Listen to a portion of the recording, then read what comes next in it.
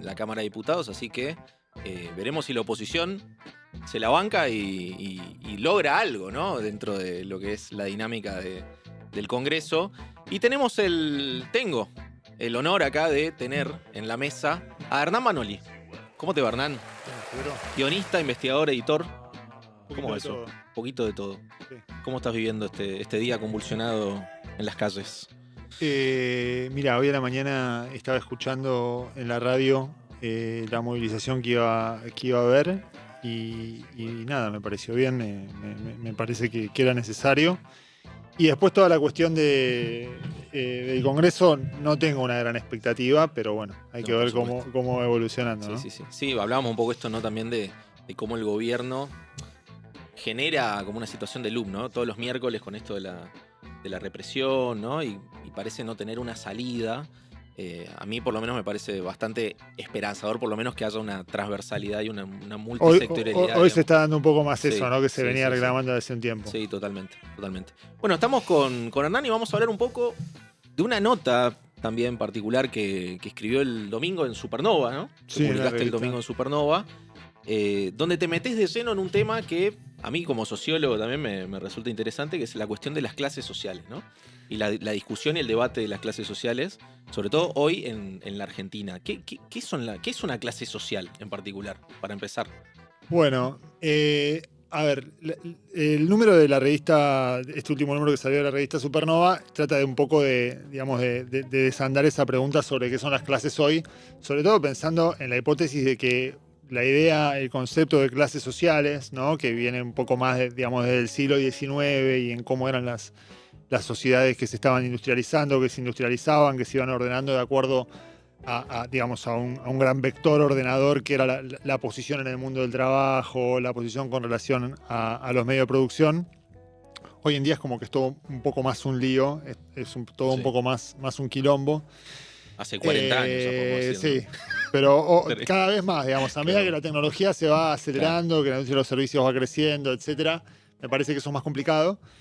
Y bueno, cuando me pidieron el texto, yo propuse que iba a hablar de un tema que manejo un poco más o que conozco un poco más por la trayectoria laboral y por el laburo que hacemos en Sentimientos Públicos, que es una agencia de investigación que yo integro, y que tiene que ver con complejizar esta idea de clases sociales, no negándola, ¿viste? Porque tampoco, como que el artículo o lo que yo pienso, lo que venimos investigando, no es tampoco caer en esa posición más posmoderna, ¿viste? Decir, no, bueno, ya no hay más clases sociales. Lo único que hay son microsegmentos de gustos y de afinidad y no existen más las relaciones de producción.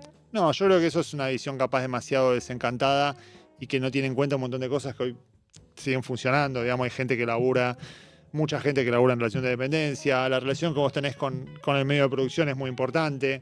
Lo tenemos a Elon, ¿no? A Elon Musk, que ahora está en un momento un poquito turbulento de su relación con el gobierno de Estados Unidos, pero ¿qué tiene Elon? Elon es el dueño de los medios de producción, ¿no? Es el dueño de Twitter, es el que determina cómo es el algoritmo, es el que va moviendo las perillas, es el que echó un montón de gente que laburaba, que hizo todo un ajuste dentro de lo que era la compañía. Entonces hay dueños de los medios de producción, hay trabajadores, no queremos decir que no a eso. Sin embargo, la hipótesis un poco del artículo era que aplicar linealmente la idea de las clases sociales a leer la política o los valores de las personas no funcionaba mucho en algunos momentos o había un montón de mediaciones. Entonces nosotros venimos haciendo ya desde, te diría que de 2022, más fuertemente en 2023, una serie de encuestas y estudios de opinión pública para diferentes clientes que nosotros tenemos, muy concentrados en los valores, ¿viste? En la idea de cómo van cambiando los valores de la sociedad o de cómo podemos ordenar a la sociedad argentina de acuerdo a valores. Y para eso tenemos, además de las preguntas clásicas, tipo nivel de ingreso, dónde viven, edad, género, el tipo de obra social, que es una pregunta, el tipo de cobertura médica en realidad, que es una pregunta que termina discriminando bastante cuando uno piensa en los niveles socioeconómicos. Preguntamos mucho sobre valores. y tenemos 35 preguntas, que hay veces que las hacemos todas, hay veces que hacemos algunas y que vamos privilegiando, porque imagínate que en una encuesta ya te meten 35 preguntas y decís, ya Es un basta, montón. listo, Sí, no quiero sí, más sí, nada. no. Presenciales. Y no esto, podés, no, en general son son online. online, listo. A veces vamos a hacer presenciales cuando tenemos que buscar al público de gente de menos de 25, que es más difícil que te responda Claro. una encuesta online y ahí hay que hacerlo presencial, pero nosotros combinamos presencial con online. Viste que el teléfono ya no lo atiende nadie. Sí, sí. Algunos todavía atendemos, o sea... Oye, y eso, tengo una duda ahí con Sí. eso, ¿no? O sea, así como también, como se llama, se sigue llamando al teléfono fijo, Sí. ahora, ¿cómo es el proceso con los teléfonos celulares? O sea, ¿se llama a los teléfonos celulares también? Sí, o sea, vos tenés dos maneras, digamos. Una manera que es llamado persona a persona con una lista de teléfonos y le hablas a alguien, que ahí tenés que tener un operario o subcontratar un call center, que esas cosas obviamente que existen, son servicios que están disponibles en el mercado. O también tenés plataformas en las cuales, si vos tenés una buena base de datos con mucho número de Claro. teléfono, hacen llamadas automáticas. Vos podés programar la encuesta y la recolección de los casos, después te lo dan ya tabulado como para que vos lo puedas procesar. Son plataformas de pago, como hay plataformas para tantas cosas, pero lo que nosotros notamos, o lo que viene notando en general la industria, que igualmente la sigue usando, porque todo es válido para conseguir los casos, es que hay una gran desconfianza a las llamadas telefónicas y la Claro. gente cada vez atiende menos el teléfono. Sí. Yo, por lo menos, mi caso personal... Tiene sentido. Yo sigo teniendo teléfono fijo también y Sí, no lo teléfono fijo. suena y no lo atiendo. Parece que me llamen el celular. Y sí. Sí, por eso. Y no, y a mí cuando me llama a ponerle de un número desconocido, hay veces que cuando es época de elecciones atiendo porque me interesa ver qué están preguntando, me interesa ver Sí. cómo lo están Bueno, preguntando. eso es una cosa muy Pero porque muy laburo, de sociólogo claro, también. porque somos medio de la industria, ¿viste? Porque estamos en la cuestión, pero las personas normales es raro que Sí, respondan. raro. Las personas mayores responden un poco más porque capaz que están un poco más disponibles, Sí, tienen sí, un poco sí. más de tiempo, ¿no? Sí. Así que la mayoría de la técnica de la recolección es online y presencial. Ujú. Y fueron 35 preguntas. Son 35 En preguntas. general, digamos, el mapa que nosotros armamos está basado en 35 preguntas de valores, que son preguntas muy variadas, ¿no? Son preguntas sobre las formas de agrupación en el trabajo, son preguntas sobre si la gente prefiere trabajar sola o prefiere trabajar por cuenta propia, son preguntas sobre las instituciones de la democracia, son preguntas sobre si hay vida después de la muerte, preguntas tal vez más espirituales en algunos casos, preguntas sobre si es más importante el dinero o la felicidad, o sea... Preguntas sobre las cuestiones de género, preguntas sobre el medio ambiente. Son preguntas que son bastante variadas y que permiten mirar a las personas desde diferentes ángulos y no solo capaz desde su posición en el mundo de la producción o solamente desde su clase en sí, adscripción, dirían. Ponele. No tanto para sí. Sí, por eso. Y no tanto tampoco de suscripción política, ¿viste? Que Claro. si uno pregunta por la tradición de voto, hoy lo que creemos es que las tradiciones de voto son más fluctuantes, si bien hay núcleos duros que tienen cada una de las ideologías. Entonces, bueno, un poco lo que quiere hacer el laburo, el artículo y el laburo que nosotros hacemos es tratar de pensar un vocabulario. Es un poco ambicioso y seguramente no lo vamos a conseguir, pero lo que tratamos de hacer es tratar de pensar un vocabulario diferente a la hora de caracterizar al electorado, ¿no? Y de caracterizar a la subjetividad y a los valores de las personas, que nosotros creemos que la economía pesa un montón en todos los ámbitos de la vida, pero leer el voto determinado por la economía es cada vez más complejo en las sociedades de hoy y creemos que hay una tendencia que se viene desarrollando hace mucho tiempo y que tampoco creo que va a ser definitiva, que es que la economía importa, pero los valores importan y a veces importan más que la economía. ¿No? Porque uno si no agarra y dice, qué sé yo, hay veces que, vamos a lo más cercano, digamos, en la micro, entre comillas, la experiencia cotidiana de la mayoría de la población con el gobierno de Milei no es buena. O sea, las capacidades de consumo están muy deterioradas. ¿Qué es lo que hace que siga las teniendo la banca? Las cosas están muy caras, Sí. o sea, hay mucha gente que la está pasando mal, hay mucha gente que no llega a fin de mes, y de esa mucha gente que no llega a fin de mes, obviamente que hay un montón que lo castigan a Milei y votan otros partidos, pero hay una gran parte que lo sigue votando, tanto que gana las elecciones. Entonces, digamos, nosotros creemos que hay no solo en Argentina, sino globalmente, la cuestión de los valores está cada vez más, pesa más a la hora de pensar un voto, una opción política y sobre todo la mirada sobre el mundo y la experiencia subjetiva de las personas ante su vida, digamos, Sí. ¿no?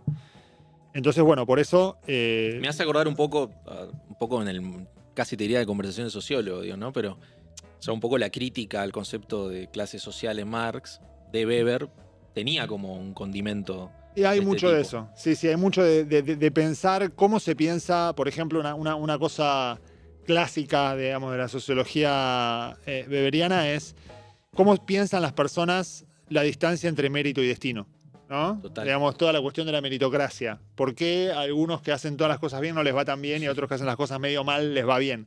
Bueno, el marxismo te diría que es por la posición en las relaciones de producción. Hay otras cuestiones también que pesan en eso. A la hora de que la gente se dé explicaciones sobre lo que la rodea, sobre lo que le pasa a sí misma, nosotros vamos un poco por ese lado, digamos, ¿no? Viendo qué cosas van pesando. Sobre todo tratando de llegar a ese lugar que es un poco difícil de acceder, pero que nosotros consideramos que es muy valioso, que es el sentido común. ¿Viste? También en la tradición de las ciencias sociales te enseñan un poco a despreciarlo, al sentido común, como diciendo, bueno, nosotros somos cientistas. Hay que salir del sentido común. Hay que salir del sentido común, el conocimiento se construye en contra del sentido común. Bueno, nosotros como que pegamos una vuelta de eso y tratamos de construir un poco de conocimiento desde el sentido común. ¿Y qué se encontraron? Y entonces, bueno, lo que nosotros nos encontramos, y viste que los mecanismos de clusterización son arbitrarios, digamos, y parten de un trabajo algorítmico que tiene que ver con cómo son las distancias entre las respuestas de cada persona, eso puesto a laburar en conjunto y muchas veces en N dimensiones, digamos, ¿no? Nosotros estamos acostumbrados a pensar hasta la tercera dimensión, podemos intuir la cuarta dimensión, pero bueno, la matemática y la estadística inferencial trabajan en muchas más dimensiones de las que nosotros podemos pensar. Y la gran división que encontramos nosotros, la primera gran división que encontramos nosotros es entre lo que nosotros llamamos una zona transaccional de la población del electorado y una zona que le pusimos de nombre, capaz que un poco provocadoramente, el progresismo ideológico, ¿no? ¿Cuál es la principal divisoria entre estas dos zonas, digamos, que podríamos pensar como qué es lo que te parte esos dos mundos? Es la cuestión de la idea del Estado como la institución o la entidad que rige la vida social y económica, ¿no? Hay un grupo que son, según lo que nosotros vamos preguntando y calculando, que lo consolidamos en un 17%, que son personas que piensan que el Estado es muy importante para la vida de las personas, que el Estado es muy importante para el transcurso de la economía, que el mercado no puede existir sin guía del Estado, que las instituciones son las que dotan del sentido a las prácticas sociales, que las instituciones son las que tienen que regular con mucha cercanía a lo que pasa en la vida cotidiana y en la vida social, y que no hay progreso posible o no hay desarrollo posible, por eso lo llamamos progresistas ideológicos, sin esa presencia de un Estado fuerte, claro, de un Estado presente, que es el discurso que le veníamos escuchando un poco a la política en los últimos años y durante un gran ciclo, digamos, político de nuestro país, que es esta idea, ¿no? De que, bueno, en 2001 se rompió algo en la sociedad. Y la respuesta ante eso, la respuesta ante esa crisis, la respuesta ante ese estado de naturaleza, ante ese estado de disgregación, es el estado presente. Claro. ¿No? Las personas que creen eso son el 17%. Ahí está, mira, ahí tenemos el cuadrito. O sea, hay que, digamos, después podemos discutir que hay un montón de personas que no están dentro de esta zona capaz de valores y a las cuales ese discurso las interpela, que eso por supuesto que hay muchísimos más motivos para los cuales las puede congregar. Pero cuando uno piensa en las personas que creen firmemente y que rigen sus valores y su vida y obviamente su práctica de voto por esos valores, hablamos de un 17%. Sí, porque se habla, se me viene a la cabeza, ¿no? Siempre se habló mucho de este suerte de consenso igualitarista de la Argentina, ¿no? Que va más atrás del 2001, ¿no? Que se lo plantea quizá desde el peronismo para acá, esa suerte de imaginario más plebeyo. Acá estamos hablando, ¿eso sería ese 17% para vos? No, yo creo que el imaginario, el concepto igualitarista, que a mí me gusta pensarlo en términos de igualitarista, pero también en términos de solidaridad, en términos digamos, de solidario. Y la idea de lo plebeyo, la idea de que hay pocas jerarquías y todo, no es un concepto. De hecho, existe, pero está subordinado al Estado en los progresistas ideológicos, digamos, ¿no? Todo lo plebeyo está muy bien, pero tiene que estar ordenado por el Estado, digamos, ¿no? Y después tenés un 83% que está en lo que nosotros llamamos la zona transaccional. Que la zona transaccional es una zona que tiene muchos de los elementos que vos decís. Es más plebeya, cree que la sociedad tiene una posibilidad de organizarse sola. Un poco, a mí me gusta retomar algo que a veces plantea Martín Rodríguez, que me parece que da mucho en el clavo de esta división, que es como la idea de si más Estado produce más sociedad o más sociedad produce más sociedad y eso colateralmente puede tener un Estado que lo ayude. La gente esta piensa que más sociedad produce más sociedad y que está bien que la sociedad se desarrolle sola, tal vez con una serie de instituciones intermedias, claro, de formas de congregación, etcétera, pero que la zona transaccional piensa que más Estado no produce más sociedad. Claro. Pero o sea, el 83% de la gente piensa que más Estado no produce más sociedad. Claro. Pero no es necesariamente anti-Estado. No necesariamente anti-Estado. Hay un clúster pequeño, hoy hegemónico, que es el de los libertarios, que sí, que es muy anti-Estado, claro, digamos, que hasta capaz que se pasa al tres pueblos de lo que piensa la mayoría de la gente y cree que el Estado es el enemigo y todo eso. Eso existe, eso viene creciendo, eso es muy fuerte entre la gente joven, es muy fuerte entre los varones jóvenes de menos de 25, digamos, capaz que es variable, se va corriendo un poquito para los dos lados, pero no es que sea necesariamente anti-Estado, ¿no? Quiere un Estado... A nosotros nos gusta llamarlo cuando tenemos que hablar con algún cliente de estas cuestiones, es un Estado silencioso, es un Estado impersonal, es un Estado abocado a unas pocas cosas que tienen que funcionar bien, ¿no? Se me viene un poco lo que digo. No sé, a ver, decí qué ibas a decir. No. Más de largo plazo se me viene a la cabeza una propuesta más macrista de lo que fue el 2015, ¿no? Una propuesta en un punto más macrista, porque en el sentido de que el macrismo decía sí Estado, pero hay que bajarle un poco la intensidad. Y un poco lo que dijo Cristina. Claro. Hace poco, ¿no? Cuando Cristina habló de el Estado eficiente, digamos, después uno se podría preguntar si ella es creíble o es verosímil diciendo eso después de haber estado 15 años diciendo que del Estado presente y un poco facturándole a la gente, ¿no? Este grupo, 83%, no le gusta que le facturen las cosas. No, bueno, acá está, esto está pasando porque el Estado, digamos, todo ese discurso a simple vista y a flor de piel no estaría interpelando mucho o no habría interpelado mucho a esta gente. Después decís con respecto al macrismo, sí, es un poco lo que me parece lo que trató de invocar en su experiencia el macrismo. Sí, es interesante eso, ¿no? Porque ante los libertarios, ante la ola violeta, el peronismo se vuelve macrista, ponele, porque tiene que buscar una suerte de punto medio, ¿no? Entre esa suerte, entre el mercado y el Estado. Sí, y se vuelve macrista en un momento en el que el macrismo está desapareciendo, claro, ¿no? Sí, eso también es gracioso. Uno podría decir, bueno, en realidad hay una vocación o hay una contradicción dentro de lo que es el peronismo de querer empezar a representar un poco eso. No es tan fácil eso, porque vos dentro de la zona transaccional tenés diferentes sensibilidades también. Nosotros hicimos una división que si el 83%, es la zona transaccional, que es un montón, es la mayoría de la población, y que la mayoría de la población, que es la población silenciosa, ¿no? No es la que está dando la discusión política en las redes sociales, no es la que está dando la discusión política en los canales como estamos nosotros ahora, digamos. Es otra gente que tiene otra relación con lo político, que tiene otra relación con con el rol, con la figura del Estado y con lo que puede hacer el Estado en la economía. Pero después, si vos vas un poco más a los valores, tenés otra división que para mí es bastante interesante, que es entre los individualistas y los solidarios, ¿no? Que ahí hay un mayor peso de los individualistas, que son un 46%, y un peso un poco menor de los solidarios, que son un 37%. Ahora uno podría decir que los solidarios, que no creen que el Estado tiene que estar en todo, que no les gusta un Estado que les grite, que les pida que le agradezcan, que piensan que hay un montón de roles que sí que tiene que cumplir el Estado, a pesar de que les importa que los cumple y que funcione y ya, sin épica, digamos, sin esa épica estatal.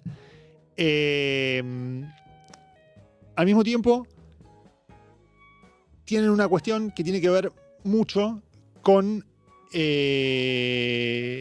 cuestión de la meritocracia, digamos, ¿no? Hay una cuestión en que los individualistas son como una especie de meritocráticos puros y los solidarios son una especie de meritocráticos comunitarios, digamos, ¿no? Claro. Creen en el mérito. Creen que hay algunos que se esfuerzan y otros que no. Creen que merecen más los que se esfuerzan que los que no se esfuerzan. Pero también piensan que las instituciones tienen que ayudar a que todos se esfuercen más. Claro. Que no es una cosa puramente individual. Siguen siendo colectivistas, digamos, en los términos. Exacto, siguen siendo más comunitaristas, siguen siendo más colectivistas, pero no es que son antimeritocráticos. O sea, yo te diría que la meritocracia es una de las grandes características de la zona transaccional in toto. Lo que pasa que hay diferentes maneras de entenderla. Claro. Hay meritocracias y meritocracias, ¿no? Y los individualistas no, son unos meritócratas más tradicionales, que ni siquiera están en contra de la ayuda estatal. Por ejemplo, nosotros tenemos una pregunta que es si el Estado tiene que ayudar a los que más lo necesitan, ¿no? Si tiene que ayudar a las personas vulnerables el Estado en los casos de hambre, digamos, en los casos extremos de la ayuda social. Uno podría pensar que la UH podría ser pensado como una de esas iniciativas. Y más del 70% de la gente te dice que sí. O sea, y ese 70% de la gente no es progresista ideológica, digamos, ¿no? Cree que tiene que haber un estado de emergencia como una especie de alarma que hay que romperla y hay que usarla en caso de extrema necesidad. Y eso existe tanto los solidarios como los individualistas, digamos, ¿no? Como que los permea a todos. Después capaz que vos te vas a hacer un foco y te mirás y ves que en los libertarios eso no. Y en algunas zonitas de los conservadores tampoco están tan de acuerdo con eso. Pero es un gran consenso social, digamos. Y ¿no? bueno, lo vemos concretamente en la AUH. Vos lo mencionaste recién, en la asignación por hijo. Que es una política creo que debe ser la única política de Estado que existe hoy en Argentina, desde el 2009 para acá. Sin ir más lejos, Milei la subió. Y ni siquiera la cuestiona. Ni siquiera la cuestiona. No la cuestiona. Pero también tenés un sector que dice... y esto viendo también encuestas en general, ¿no? Que no están de acuerdo con que se subvencione, si se quiere, a la gente que no trabaja, ¿no? Exactamente. Porque ahí se mezclan las dos cuestiones, ¿no? Está esto, la cuestión más moral respecto del trabajo, de decir, bueno, mantenemos vagos, y por otro lado está, bueno, pero tenemos que también ayudar a los que necesitan. ¿Cómo se concilian esas dos? Exactamente. Miradas? Yo creo que la cuestión de los planes sociales y de los subsidios choca contra la idea meritocrática, ¿no? Porque si todo el mundo puede mantener su situación... Hay una cosa también, la sociedad argentina es muy individualista, es muy plebeya, tiene un rasgo liberal también muy fuerte, digamos, convive todo lo que tenemos de comunitario con todo lo que existe de liberal. Y entonces hay una idea de... No te voy a dejar que te mueras de hambre, pero labura. Cuando ya hay una cuestión sistémica, apañada por el Estado, que permite que se cree una cultura de no irse a buscar el mango, o por lo menos que es leída así, porque después capaz que uno va a la finita de cómo se fueron implementando los planes y no es siempre del todo así, ¿no? Pero en la percepción social y sobre todo en la percepción de la gente que no tiene tiempo, no tiene ganas y no le interesa escuchar cómo se aplican las políticas sociales. Lo único que tiene es una sensación y en muchos casos información, porque en muchos casos son vecinos. O sea, cuando vos abrís por clase social y preguntás quiénes están en contra o a favor de los planes sociales, te aseguro que en los niveles económicos más bajos el rechazo es mayor. Claro. O sea, entonces lo que termina pasando es que se termina generando una idea de que hay una cultura de mantener vagos, por decirlo mal y pronto, que más allá de su sustrato real, tiene muchas veces que ver con la experiencia cotidiana, otras veces tiene que ver con lo que le dicen los medios de comunicación, que también machacan un poco sobre eso, y se genera esa especie de sentido común antiplan que fue muy fuerte, y que es lo mismo que pasa con la cuestión de la seguridad. Es muy interesante lo de la seguridad, porque lo de la seguridad es una cuestión que, en general, el progresismo ideológico rehuye. Claro, sí, digamos, sí, es un tema bastante candente ese. No lo puede encarar. Y cuando vos te empezás a fijar, toda la gente que es solidaria, o sea, que tiene una regambre un poco más comunitaria sin dejar de ser meritocrática, es la que más pide por seguridad también. O sea, tenés los que más piden por seguridad son los que son directamente represivos y que son más reaccionarios, digamos, que aspiran a un viejo orden decimonónico, muy regulado, muy jerárquico, ¿no? Muy, digamos, muy ancien regime. Y los solidarios también, porque consideran que la seguridad es una práctica de cuidado, y vos capaz que le preguntás a un tipo, voy a dar un ejemplo, a un tipo que es un tradicionalista de centro, que está afiliado a un sindicato, que colabora con la parroquia del barrio y que votó al kirchnerismo siempre, y te dice que la policía tiene que tener más libertad para actuar contra los delincuentes. ¿no? Claro. Entonces, ¿Y eso se lo puede leer como algo de los esa- últimos años? ¿De un mirá, nosotros, cambio? acá te voy a contestar de piel. Yo te soy sincero porque esto lo venimos haciendo de 2022 2023. Sí, sí. Yo creo que sí, que cada vez más. Creo que hubo un fracaso muy fuerte en un paradigma de abordar la cuestión de la inseguridad. Y que es algo que se empieza a consolidar.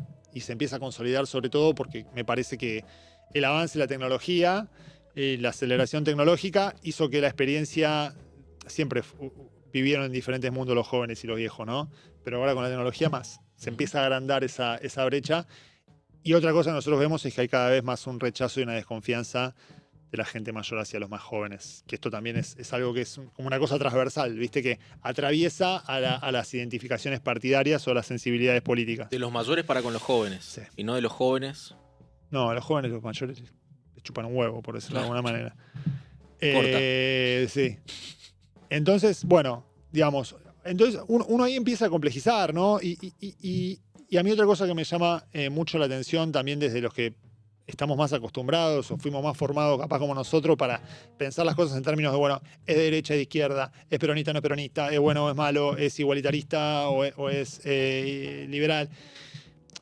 Es que se produce una cosa con el gobierno de Milei, en el cual, viste esta cosa de, ay, bueno, son republicanos, pero terminan votando a Milei. Entonces no es que eran republicanos, es que son fachos, ¿no? Está un poco esa explicación un poco instalada.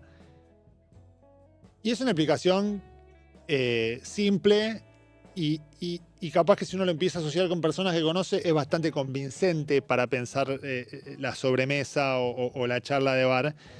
Pero también hay un montón de otras cosas. Desde el sentido común también, ¿no? Desde el sentido común también. Pero también hay muchas otras cosas desde el sentido común.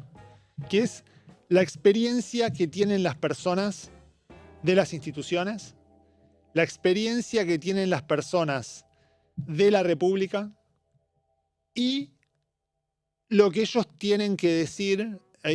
Porque el sentido común obviamente también tiene una doble vara. Y lo que ellos tienen que decir a la hora de justificar su existencia social o de pensar una sociedad ideal. Me parece que ahí hay como una brecha, ¿viste? Entonces, un tipo que te dice, no, la división de poderes, no, las instituciones republicanas, y después te va y te vota Milei. En el fondo lo que te está diciendo es que yo tengo una posición consolidada en la estructura social. Sigo necesitando de estas instituciones para que sean las garantes de mi explicación de por qué yo soy bueno y los otros son malos y de por qué yo merezco tener lo que tengo y me protege ante el avance de la horda. Sin embargo, como son tan chotas en realidad estas instituciones, como la justicia es un desastre, como las prestaciones que me puede llegar a dar el Estado no las uso porque me parecen abominables, que la verdad que voy a elegir la opción política que más ayude a una cosa que yo creo que es mucho más interesante para que la sociedad progrese, que es que no me cobren impuestos, que no haya restricción a las importaciones, que el Estado no se esté metiendo en cada cosa que hago, ¿no? Entonces me parece que hay una convivencia ahí de valores y que no es vivida por las personas como una hipocresía, sino que muchas veces es una elección entre diferentes valores que están en pugna y se termina eligiendo el mal menor. Yo desde afuera, como comentador de la realidad, puedo decir que es una contradicción, pero me parece que es más interesante pensar cuáles son los resortes que llevan a esas personas a actuar de esa manera, ¿no? Claro. Y también pensar qué es lo que pasó con ciertas instituciones que no pudieron satisfacer un mínimo, digamos, de apego democrático, porque capaz que el republicano, si hubiera sentido que las instituciones eran mejores, le jugaba un poquito más eso a la hora del voto. Sí, ¿no? sí. ¿Y qué pasa con los progresistas y la cuestión de las instituciones también? Porque esta semana lo debatíamos también, ¿no? A partir del reclamo por la salud pública, ¿no? Y también por lo que pasó el año pasado y sigue sucediendo por la educación pública. Yo lo que noto en cierta clase media progre es también una diferencia de criterio a la hora de salir a protestar, ¿no? A plantar bandera, entre lo que considera de importante a la educación pública con lo que considera, por ejemplo, importante de la salud pública, ¿no? como que la educación pública es algo más cercano para el sector más progresista. Y que la salud pública la puede defender todo, pero no hay una relación muy directa, ¿no? Con eso. Mira, es muy interesante lo que está diciendo porque yo creo que la educación es un clivaje. Nosotros hacemos algunas preguntas sobre educación. Más puntualmente preguntamos sobre la valoración de la educación superior, ¿no? Sobre la valoración de la educación universitaria. Y ahí vos tenés que para el progresismo ideológico, la educación universitaria, digamos, la educación superior, es como una de sus piedras basales, ¿no? Es como en el mundo que ellos capaz que añoran o que al cual aspiran o al cual desean, la educación es como su forma, es como su permitido meritocrático, ¿no? No pueden ser meritócratas, no pueden decir que hay algunos que se esfuerzan y otros no, que hay algunos que son buenos y otros que son malos. Entonces, lo que dicen, no, bueno, si yo meto a la educación y en especial a la educación superior como el factor que tercia, ahí me puedo permitir ser meritocrático, ¿no? Entonces, es un componente indispensable en su identidad. O sea, te diría que es una de las que más segmentan para el lado del progresismo ideológico. Pero no es la única. Ahora después te voy a decir un poco más. No así con la salud, porque realmente desconocen en muchos casos. O sea, pensemos que los progresistas ideológicos son gente muy fuerte en las personas que tienen entre 28 y 37, te diría 30, 40 años, y después en las personas de más de 65, digamos, ¿no? Es una población, digamos, millennial. Claro, interesante esa división sí, tan... Y al mismo tiempo también hay un espejo bastante fuerte entre algunos valores, o sea, en la segmentación de los de más de 65, hay algunos que se parecen mucho a los más jóvenes, claro. ¿no? Pero básicamente hay muy poco uso de la educación pública. Hay mucho uso de la educación pública en el sentido de la universidad pública y poco uso de la salud pública. Entonces, por eso capaz que es una cosa identitariamente, vos imaginate que la salud pública no construye identidad en esta gente, y sí lo construye la educación pública. Ahora, vos después te fijás en los libertarios y te fijás incluso en los que son solidarios, como los pragmáticos barriales y los tradicionalistas del centro, y ya no valoran tanto la educación superior. O sea, ya no creen que sea un vehículo de desarrollo. Es gente que tal vez tiene una familia que el padre es un trabajador de los servicios, un trabajador industrial que tiene un terciario hecho o que no terminó un terciario, que tiene una formación técnica, gana mucho más que un graduado universitario y no le ve mal que la hija estudie o que el hijo estudie una carrera universitaria si es lo que le gusta. Sabe que no le va a garantizar el progreso económico o el acceso a cierto estatus. Y en el caso de los libertarios, que ya son un caso muy particular, hay un rechazo total. Porque el libertario, y lo que yo contaba un poco en el artículo, es que los libertarios buscan la justicia. Hay una idea de que los libertarios no quieren justicia, ¿no? Como que no, que quieren todo jerarquía y están a favor de los empresarios. No. Ellos subordinan la justicia a la libertad. Claro. Pero tienen una idea de la justicia popular. Tienen una idea de una sociedad movilizada, ¿no? En un punto son bastante parecidos, son 16%, y el 17% de los progresistas ideológicos tienen muchos puntos en común. El progresista ideológico también quiere una sociedad movilizada bajo el paraguas del Estado, bajo el paraguas del Estado sanador. Y el libertario quiere una sociedad movilizada bajo el paraguas del mercado meritocrático, digamos, ¿no? Y que en eso se oponen un poco a los que son conservadores, porque los que son conservadores quieren un orden, ¿no? Era más el macrismo. El macrismo quería un orden también, ¿no? Quería una república, quería unas instituciones, estaba con toda la cuestión de la transparencia. Bueno, todo el discurso un poco que vemos en los periodistas que son más republicanos, ¿no? Digamos, desde Pañi, que siempre estuvo un poco más tirando más para el lado conservador, hasta todo el mundo, digamos, más progresista, Corea del Centro, digamos, que está esta idea de la institucionalidad y todo eso. Libertario no. Y sin embargo, cuando vos te vas todavía a abrir a los conservadores y ves incluso a los que son más reaccionarios o a los que son más aspiracionales, tienen una alta valoración de la educación pública y de la educación universitaria, de la educación superior. Capaz que no les gusta tanto que sea pública y gratuita, o eso Claro. te lo cuestionan un discuten de eso. poco. Les gusta el CONICET, pero les gustaría que sea un CONICET súper cerrado, técnico, digamos, una cosa más del estilo no sé, del MIT. Que no digamos. investigue Le gusta el ano esa el idea. ano de Batman, digamos. Exacto. como diría.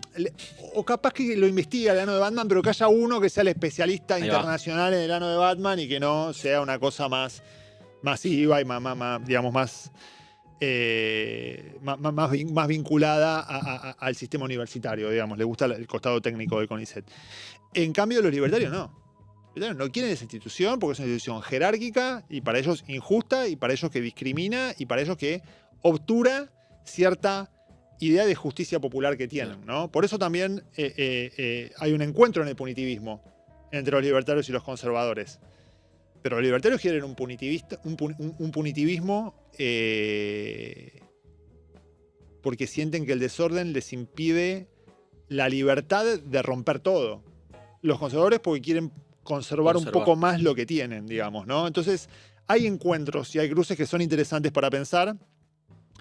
Y bueno, el lenguaje que a veces tenemos para pensar esas cosas me parece que se queda un poco atrás de esas complejidades. Que igual sirve para ordenar el mundo, sirve para interpelar políticamente, cada vez menos. Pero para otras cosas hay como otra complejidad. Si vos en tu nota, bueno, recién mencionaste el tema de la cuestión tecnológica, ¿no? Y en tu nota haces una comparación entre el mundo del lenguaje y el mundo de las máquinas, ¿no? Sí. ¿Qué es eso? ¿Cómo se cruza? Bueno, nosotros cuando hablamos o cuando discutimos o cuando en sobremesas o en el sentido común, en el periodismo, cuando escribimos notas como las que yo escribí, etcétera, hablamos de clases sociales como de una manera bastante silvestre. Decimos, bueno, este es clase alta, clase media, clase baja, este es un tecnoligarca, este es un dueño de una industria, este es un laburante asalariado, este es un pibe que labura en una aplicación, ¿no? Y después está el lenguaje de las máquinas, que el lenguaje de las máquinas es esto que yo estoy contando, que está obviamente hecho en base a preguntas y de una manera, si bien tiene matemática por detrás, de una manera bastante casera, bastante rudimentaria, porque las preguntas las vamos armando, vemos si nos discriminan bien, si no nos discriminan más, capaz que las rearmamos y las reformulamos. Los algoritmos no, los algoritmos se están clusterizando todo el tiempo en base a millones de variables también en n dimensiones y te van ordenando de acuerdo a una manera que ni ellos pueden decir. O sea, el único lenguaje que tienen los algoritmos es el lenguaje del pragmatismo. Es si lograron que vos hagas clic en un link y te compres algo, ¿viste? Pero es un poco el lenguaje en el que están pensando ellos. Y al mismo tiempo se produce esa paradoja de que operan sobre la realidad. Porque también el algoritmo, con lo que te va mostrando y con cómo te va tagueando, va conformando los clústeres, ¿no? Hay como una retroalimentación. Hay un ida y vuelta ahí. Así que un poco lo que decía el artículo apuntaba a eso. Ahora, nosotros estamos hablando sobre política. Los algoritmos supuestamente no les importa la política. Muestran lo que es más revulsivo y, digamos, siempre están buscando la polémica y todo porque están buscando tu dopamina y están buscando tu indignación y cuando vos ves algo que te llama la atención porque hubo un quilombo, naturalmente el ser humano me parece que se queda un poco más enganchado con eso. Que es en lo que se está transformando la política también, ¿no? Exactamente. Ahí hay un formateo de los algoritmos a la política, pero yo no creo que los algoritmos, como dicen muchos, hayan estado, creo que están preparados para buscar el conflicto y para buscar las cosas que llamen la atención y las cosas que llaman la atención y el conflicto lo producen las cosas más violentas y contraculturales y eso a su vez repercute en lo que se forma en la sociedad, digamos, ¿no? Creo que está ese ciclo y que en ese sentido no son neutros los algoritmos, sino que van potenciando eso. Pero también es verdad que son tendencias que, digamos, existen en la sociedad, que son muy difíciles de regular y que me parece que hay veces que es una solución cómoda asumir esta posición lacrimógena que tienen muchas de las personas que se quejan de los algoritmos y de las redes sociales como que estropearon la democracia. No, bueno, la democracia siempre estuvo en tensión con el desarrollo tecnológico y lo que la distinguió como una herramienta virtuosa de vivir juntos es que pudo construir maneras de acoplarse con esa tecnología y potenciarse con esa tecnología. No solo regularla, digamos. No, ¿no? A mí se me viene a la cabeza, no sé, lo que también se dijo y se decía en su momento a partir de los grandes medios de comunicación, que también la teoría de la aguja hipodérmica, ¿no? Exactamente. Que es una suerte... Es una teoría de aguja hipodérmica 2.0. Exactamente. que no funciona, porque, digamos, bueno, salvo que seas China, que si te gusta ese modelo, ya no te gusta tanto la democracia. Y bueno, si no, si vos sos democracia, tenés que quejarte menos de eso y tratar de ver formas y maneras de poder habitarlo, digamos, ¿no? Sí, sí. Bueno, Hernán, interesantísimo. Y me quedó una pregunta en el tintero, vinculada un poco, yo hace un par de semanas, en el contexto de las elecciones porteñas, me crucé con un texto Sí, que me llamó mucho la atención, y que lo publicaste vos, sí, que es el Manifiesto por un Nuevo Orden Porteño. sí. ¿Qué es eso? Bueno, eso es una idea que tenemos con un grupo de gente, con un grupo de amigos, que es un poco ingenua, un poco inocente, quizás. Pero es la idea de, no somos todos porteños, digamos, yo soy más porteño que, no sé, que café con leche. Y una idea de pensar la participación política y la relación con la política desde otro lugar. Nosotros vemos que hay un statu quo muy fuerte, hay un PJ porteño muy fuerte que viene cogobernando con todo lo que fue el macrismo. Y que ganó peso, hay que decir. ¿En términos de bancas? En términos de banca ganó peso, que es lo único que les interesa. Y que vienen gobernando con el macrismo, vienen firmándole todas las excepciones al Código de Planificación Urbanística sistemáticamente.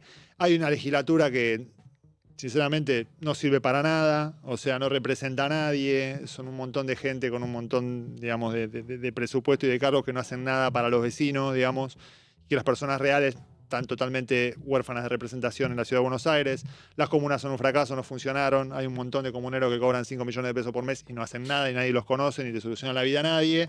Entonces, al ver este panorama desolador, al ver una oposición, comillas, como el PJ porteño, que